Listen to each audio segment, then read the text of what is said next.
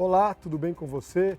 Milhares de israelenses têm ido às ruas para protestar contra o governo de Benjamin Netanyahu e o motivo é a proposta de reforma judicial em discussão no parlamento.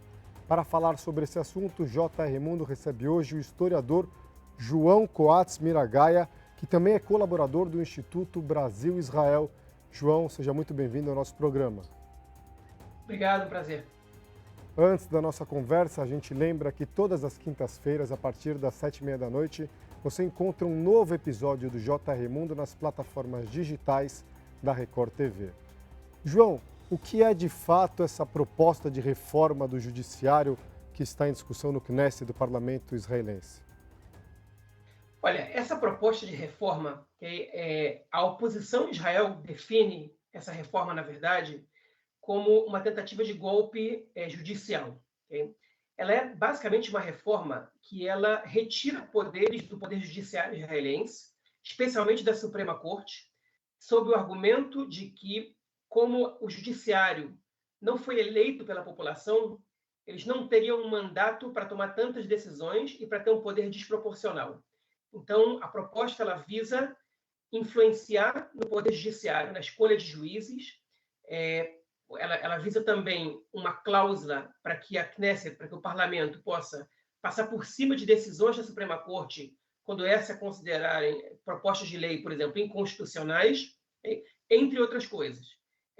Interferência na nomeação de juízes, interferência em cláusulas específicas do sistema jurídico israelense, como a cláusula do bom senso, sobre a qual a Suprema Corte pode, por exemplo, proibir a nomeação de ministros, e etc. Então, é uma tentativa, na verdade, de reduzir o poder da Suprema Corte. Isso tiraria, obviamente, o equilíbrio entre os poderes e daria superpoderes ao primeiro-ministro, no caso agora, Benjamin Netanyahu? Sim, na verdade, sim. O fato é que Israel é um sistema parlamentarista. E no sistema parlamentarista, especialmente no modelo israelense, o parlamento, o governo, na verdade, a coalizão, ela necessita de 61 cadeiras das 120 para governar. Então, a coalizão, ela automaticamente já tem maioria no parlamento.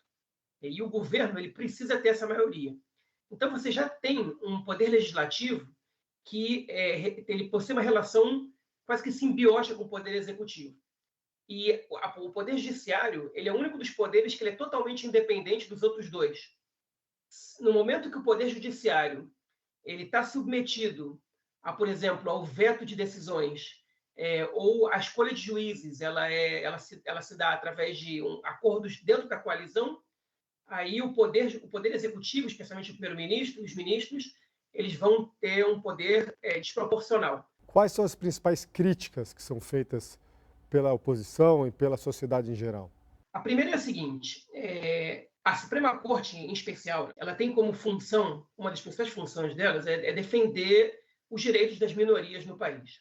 E, de fato, a Suprema Corte, num país onde não há Constituição, Israel até hoje não tem Constituição, na verdade, a primeira Knesset eleita ela foi uma Assembleia Constituinte que jamais promulgou uma Constituição, porque o país estava em estado de guerra iminente. Então, um país onde não tem Constituição, é natural que o Judiciário, que é a Suprema Corte, eles tenham um papel preponderante. E a Suprema Corte de Israel ela assumiu, com o passar dos anos, o papel de defensora dos direitos das minorias no país. Então, por exemplo, a Knesset já tentou aprovar, e já conseguiu, de fato, pelo menos em maioria, leis que proíbem partidos com discurso que, em teoria, eles são contrários à ideia de um Estado judeu de concorrer nas eleições. Só que, na prática, se você proíbe esses partidos de concorrer nas eleições, a gente está proibindo todos os partidos de eleitorado majoritariamente árabe de concorrerem nas eleições no país. E você está deixando de fora cerca de 20% da população do jogo político, do jogo político eleitoral. Então, a Suprema Corte, já por 2 ou 3 ocasiões, eles vetaram essa proposta de lei, considerando que ela era inconstitucional, porque ela se chocava com o princípio de igualdade na lei da liberdade humana, do respeito ao homem e a sua liberdade, que é uma das leis consideradas leis básicas em Israel, que são leis com status constitucional. Então, a principal crítica que a gente vê dos setores que são contrários a essa reforma é se deve ao fato de que, justamente, os grupos políticos que estão envolvidos nessa reforma e que estão tocando essa reforma hoje são os mesmos grupos que tentaram aprovar leis no passado que afetavam os direitos das minorias.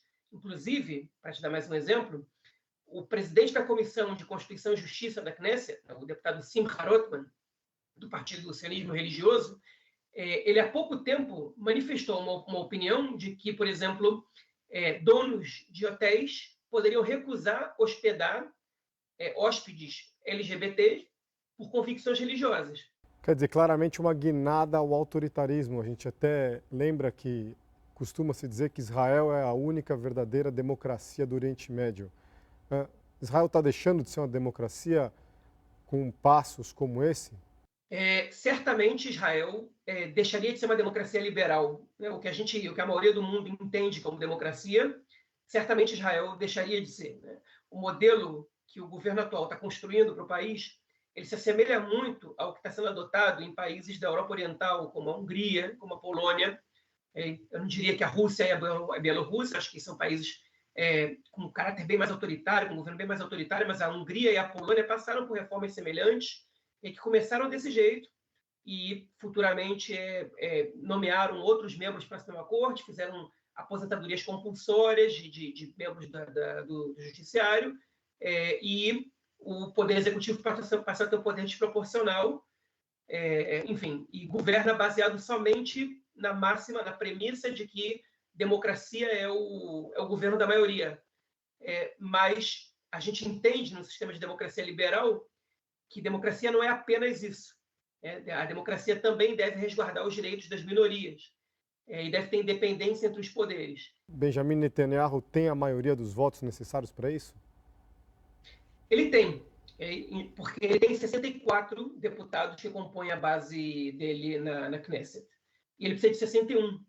Como Israel não tem uma Constituição, você não tem necessidade de convocar uma Assembleia Constituinte ou de realizar emendas constitucionais, que na maioria das democracias do mundo exigem uma quantidade de 2/3 ou 3/4 do parlamento aprovando a medida. O Netanyahu ele tem o mínimo necessário, que são 61, ele tem 64, ele tem com sobras, né? Se 2, 3 deputados decidem que não vão aprovar que não vão votar a favor, ele não precisa, porque a oposição toda junta soma somente 56 votos. Então ele, na verdade, ele não só tem essa maioria, como o governo ele está aprovando as leis em primeiras leituras, né? Como um rolo compressor, está passando a reforma inteira como um rolo compressor. Porque o debate que deve se fazer por uma questão tão importante, tão complexa, ele envolve opiniões de especialistas que são convidados para a comissão parlamentar, para poder avaliar o caso, para poder dar seu parecer.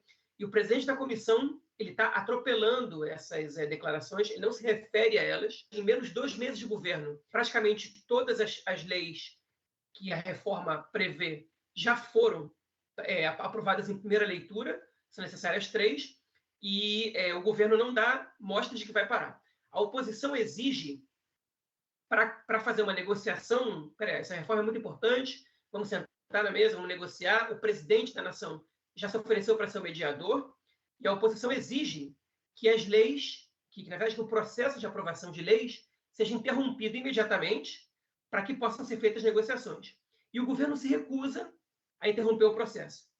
Eles dizem, se querem conversar, vamos conversar, sem nenhuma condição prévia. E a oposição diz, se vocês estão conversando comigo numa sala e na outra estão aprovando as leis, essa negociação, na verdade, ela é uma mentira. Queria que você falasse mais sobre essa reação fortíssima de impacto da sociedade israelense, da população israelense. A gente vê protestos com mais de 400 mil pessoas nas ruas, o que para Israel, que tem uma população, se não me engano, de 9 milhões de pessoas, é algo muito significativo. Como é que isso tem repercutido internamente em Israel e até no cenário internacional? As manifestações elas estão atingindo números enormes, né? A gente viu poucas vezes em Israel manifestações com essa quantidade de pessoas. A manifestação de agora ela não conta com o apoio de cerca de 1/3 da população. E os números eles estão quase que semelhantes às manifestações de 12 anos atrás, né? No último sábado, a gente teve quase que 5% da população israelense inteira nas ruas do país. você exclui crianças, exclui pessoas que não poderiam estar participando, é um número altíssimo. 5% da população é como se a gente tivesse hoje no Brasil uma manifestação com 10, 11 milhões de pessoas. Né? É uma quantidade inimaginável de pessoas nas ruas de quase qualquer país do mundo. E essas manifestações elas começaram já grandes, desde que o governo anunciou essa reforma, mais de 100 mil pessoas foram às ruas. Elas começaram concentradas em Tel Aviv e aos poucos foram se espalhando pelo país inteiro. O foco maior é em Tel Aviv, cerca de metade dos manifestantes que vão às ruas, eles foram no último sábado na manifestação em Tel Aviv, mas não somente. A manifestação em Jerusalém teve algumas dezenas de milhares de pessoas, a manifestação em Haifa também, e em diversas cidades do país você teve 5, 7, 3 mil pessoas. A realidade é que a gente está vendo que entre os manifestantes tem um número bastante significativo de eleitores do próprio governo, de membros da direita israelense, de pessoas ortodoxas que se identificam muito mais com a direita do que com a centro-esquerda no país. A gente está vendo, inclusive nos próprios assentamentos, a gente está vendo levantes contra a reforma, e isso é algo praticamente inédito no país. Eu diria para você que hoje entre 10% e 15% dos manifestantes frequentes são pessoas que não votaram no governo. E as pesquisas apontam para uma média de entre 58% e 61%, né, da população contrária à reforma, contra cerca de 35% a favor. Ou seja, a maioria das pessoas não quer essa reforma. O resto, os que eu não nomeei, porque são indecisos, né? Não tem opinião formada. Mas, enfim, a gente pode dizer que 1/3 da população apoia a reforma e quase 2/3 são contrários à reforma. Então, a população está preocupada. E as pressões elas estão vindo não só através de manifestações, elas estão vindo através de recusas de voluntários, reservistas voluntários. Está começando com os voluntários. Daqui a pouco eu imagino que a gente vai chegar nos reservistas obrigatórios, nas pessoas que são obrigadas a serem reservistas quando convocadas e que, se não servem, vão presas, né? Por um período pequeno de tempo. Mas eu imagino que esse vai ser o próximo passo. Não só essas pessoas. A gente tem empresas da alta tecnologia, multinacionais, que estão retirando seus recursos de Israel, que estão anunciando a interrupção de investimentos em Israel, que estão liberando os funcionários para se manifestarem todos os dias. Enfim, a gente está vendo tudo isso acontecer. E o que a gente viu no sábado retrasado foi uma reação muito violenta da polícia aos manifestantes, que estavam fazendo uma manifestação totalmente pacífica.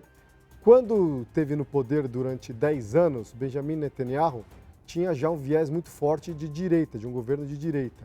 Ele saiu do governo, voltou agora recentemente, faz alguns meses, ele voltou ainda mais autoritário, você diria?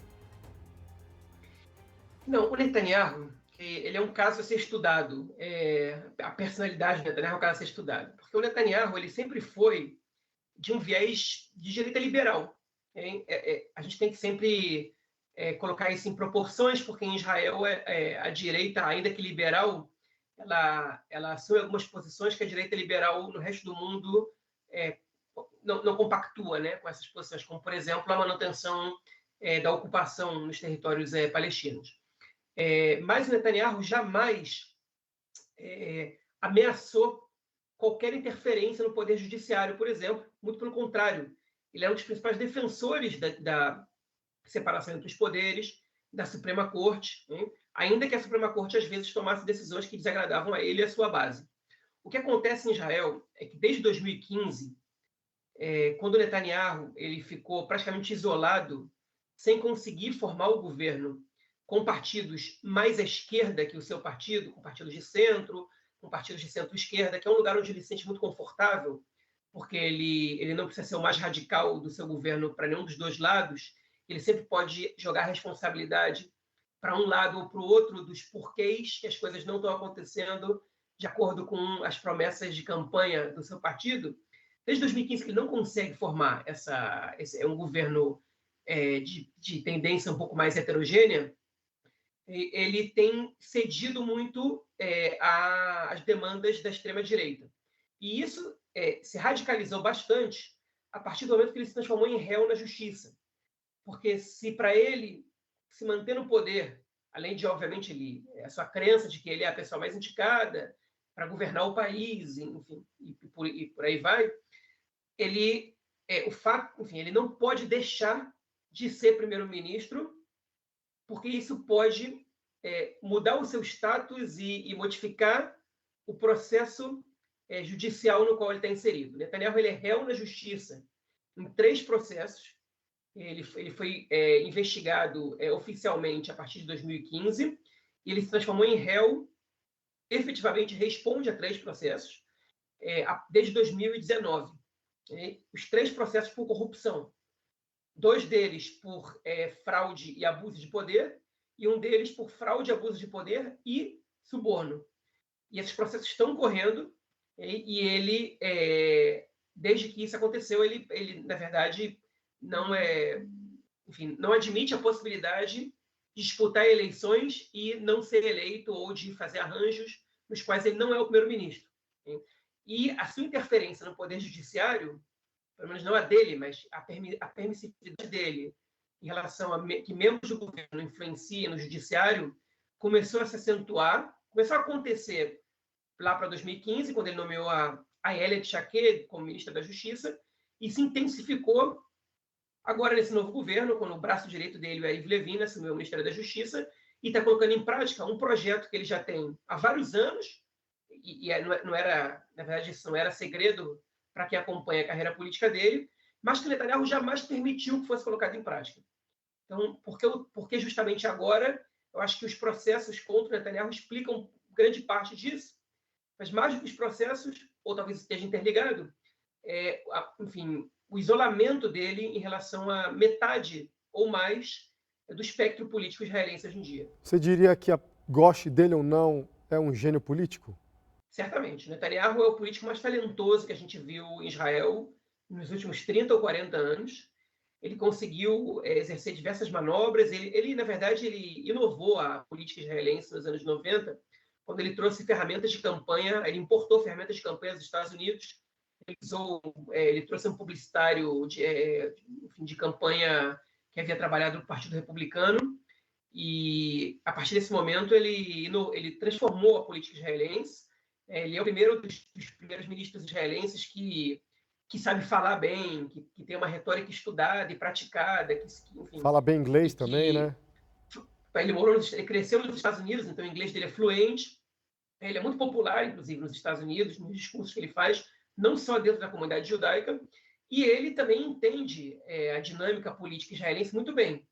E ele consegue fazer arranjos que o permitem permanecer no poder, ainda que ele seja rejeitado por uma parcela muito grande da população israelense. O que é questionável é se os métodos que o Netanyahu usa para se manter no poder, eles são positivos para o seu próprio partido. Não vou entrar para Israel, porque cada um tem a sua opinião, mas para o seu próprio partido, porque hoje em dia o Likud, que é o partido tradicional da direita sionista, ele está totalmente esvaziado de lideranças. Né? O Netanyahu ele afastou todas as lideranças que surgiam no partido para que ele não fosse devorado por essas lideranças, como ele fez com as lideranças anteriores e como aconteceu com ele nos anos 90, quando os principais líderes do partido se voltaram contra ele nas primárias do partido.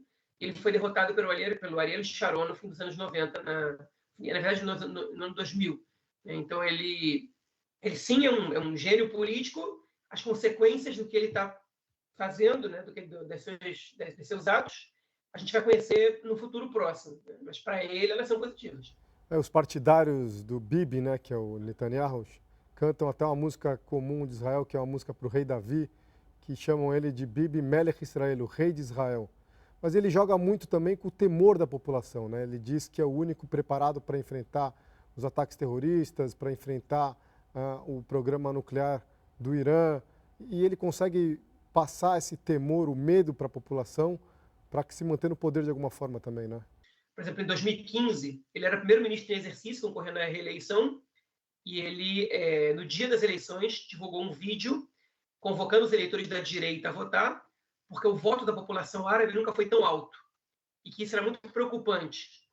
Agora, se a gente pensa, né, com uma mentalidade republicana, o primeiro-ministro jamais poderia fazer um pronunciamento público criticando o fato de que a população está indo votar. O voto em Israel não é obrigatório. Até porque os árabes são cidadãos também, né? Os árabes cidadãos israelenses. Não estou me referindo aos palestinos que vivem nos territórios, estou me Sim, referindo aos árabes mas são cidadãos cidadãos israelenses. com Pois é, documento, com são direito de cidadãos, voto, tudo. claro, que normalmente votam em proporção bastante menor que a população judaica, e que nessas eleições, especialmente, eles estavam indo votar em maior número. E aí ele convocou a população da direita para votar por causa do perigo que significaria que os árabes votassem em grande número. Né? Ou seja, qual o perigo que tem da população sair para votar? O primeiro-ministro jamais pode amedrontar a população por conta da sua própria população. Né? Ele está jogando as pessoas umas contra as outras dentro do país que ele governa. E ele joga muito bem com o medo dos atentados, como você disse muito bem. O Irã é a principal ferramenta de retórica dele em eventos internacionais, mas também internamente. Né? E no governo passado, que durou 1 ano e meio, a retórica da oposição, chefiada por ele, foi que aquele era um governo ilegítimo, porque ele era apoiado pela Irmandade Muçulmana, né? E que todos os problemas da segurança nacional estavam acontecendo naquele momento, a gente estava vendo aquilo acontecer, porque o governo colaborava com a Irmandade Muçulmana. Ele se referia ao partido árabe RAM, que de fato ele é um desdobramento da Irmandade Muçulmana, só que eles são o lado que reconheceu o Estado de Israel e que aceitaram pela primeira vez na história compor um governo no Estado de Israel e que estavam inclusive dispostos, e chegaram a negociar, para compor o próprio governo Netanyahu. No momento que eles não compuseram o governo Netanyahu, porque o Netanyahu não conseguiu formar a maioria, eles foram compor o governo de mudança, como se chamou. E aí a retórica da oposição foi que esse era um governo aliado da Irmandade Muçulmana e que era irresponsável, que trazia o terrorismo para o país. E isso foi uma das armas que eles usaram para desestabilizar o governo, para jogar a população contra o governo, e o governo realmente não durou muito tempo. O fato é que no momento que a gente está agora em Israel, a gente está tendo uma onda de violência que é muito superior, é muito mais alta, que tem números muito piores do que os que a gente tinha no governo passado, em somente 2 meses de governo. A gente tem um aumento no número de homicídios no país, especialmente na sociedade árabe. A gente tem já 14 israelenses mortos em atentados terroristas em 2 meses. E a gente tem mais de 60 palestinos mortos em operações do exército na Cisjordânia. E alguns foguetes que eventualmente caem na fronteira com a faixa de Gaza, que foi algo que aconteceu em número relativamente menor no governo passado. João, na sua opinião, a reforma judicial vai passar ou não, mesmo com toda essa pressão? Olha, essa é a pergunta difícil, porque ela fala sobre o futuro, e sobre o futuro é a parte da história que a gente não conhece. Eu acredito que uma reforma vai passar, mas eu também acho que o governo já entendeu que a reforma, do jeito que ela está sendo costurada, não vai poder passar. Alguma demanda dos setores opostos à reforma vai ter que ser atendida. Agora, eu não sei quais vão ser essas demandas atendidas, não sei de que o governo está disposto a abrir mão, e até agora eles não sinalizaram nenhuma flexibilidade para abrir mão de nada, para mudar absolutamente nada. Mas eu acho muito, muito difícil, com toda a pressão econômica, toda a pressão internacional que o governo está sofrendo, que eles sustentem essa reforma tal qual ela está sendo apresentada até o final. Eu agradeço o historiador João Coates Miragaia pela participação aqui no JR Muito. Muito obrigado, João. Obrigado a vocês. Até logo, até a próxima. O JR Mundo fica por aqui. A gente lembra que esse é o nosso espaço para debater assuntos internacionais. E todas as quintas-feiras, a partir das 7h30 você encontra um novo episódio do JR Mundo nas plataformas digitais da Record TV. Obrigado a você que nos acompanha.